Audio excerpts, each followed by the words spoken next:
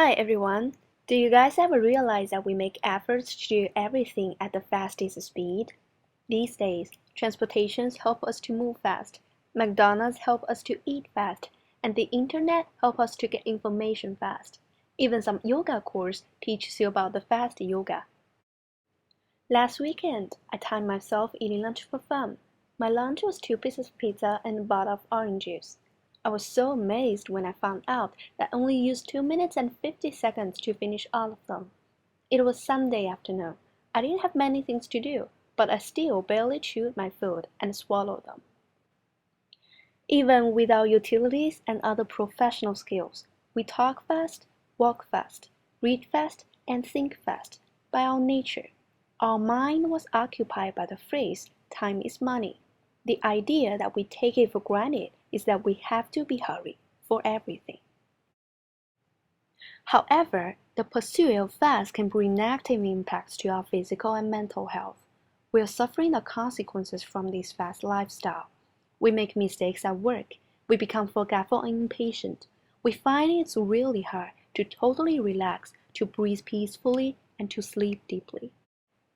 Those drawbacks cause troubles both for us who engage in fast speed and for those people around us, our families, our friends, our workmates, and our neighbors. We get used to squeeze time of our busy days, but does that really make us feel better? If your answer is no, and you think now is time for some change, then the slow movement might be a good choice.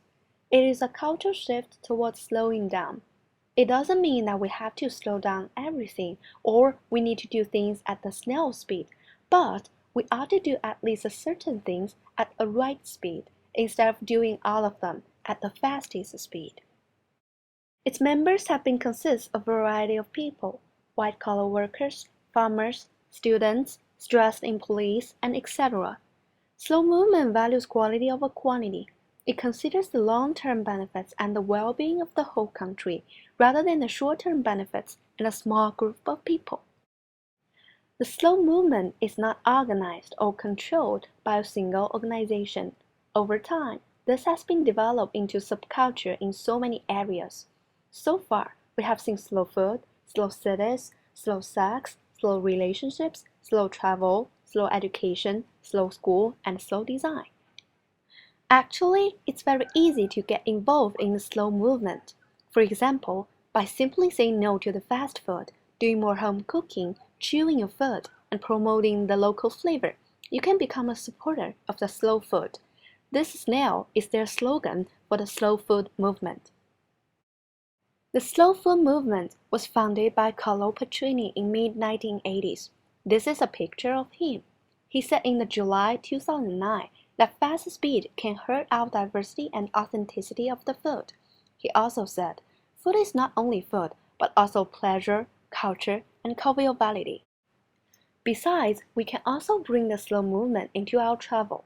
Slow travel emphasizes living at your destination rather than just staying there. Supporters of slow travel argue that all too often the potential pleasure of the journey is lost by too eager anticipation of that arrival. Slow travel here is a state of mind, which allows travelers to engage more fully with communities along their route. They often favor in visits to spots enjoyed by local residents. Instead of running from one crowded must-see to another, slow travelers take their time to explore the area and to experience local culture. So next time when you arrive home, you will feel relaxed and refreshed.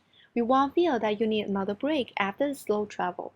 In terms of slow schools shown in this picture, it sets up schoolyards to teach students planting, tending, and harvesting. Therefore, students' ecological literacy will be improved. Slow school is a place where understanding matters more than the coverage, and slow education favors process over the outcome. It goes beyond the standardized test scores and focuses more on supporting children to develop their own values and ethics that will enable them to respect and to live a happier life. If you guys want to know more about the slow movement as a whole, I would recommend a book called In Praise of Slowness, written by Carl Honor. He takes readers on an amazing trip from Europe's society to Japan's sloth club, to sex workshops in London, and a long learning meal in Italy. In 10 chapters, readers can explore the impact of slow on cooking and eating, on urban planning, healthcare, sex, work, and even raising kids. Slow, he explains, is a collection of movements in the same direction, which towards a more balanced and healthy life. Fast and slow do more than just describe a rate of change. They're shorthand for ways of being or philosophies of our life. The paradox is that slow doesn't always mean slow. Fast can be busy, controlling, aggressive, hurried, active, stressed, and quantity over quality. Slowness is often related to negative values. Laziness, disinterest are dimensions that do not include in the meaning of one word, efficiency. But in this cultural movement, slow has these meanings: calm, careful, unhurried, patient, reflective, and quality over quantity. It's about making real and meaningful connections with people, culture, work, food, and everything. As we shall see, performing a task in a slow manner often yields faster results. It is also possible to do things quickly while maintaining a slow frame of mind. We all know that fast speed can bring us productivity.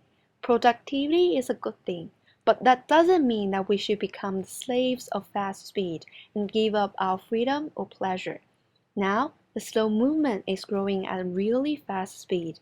Are you guys ready to slow down? Thank you.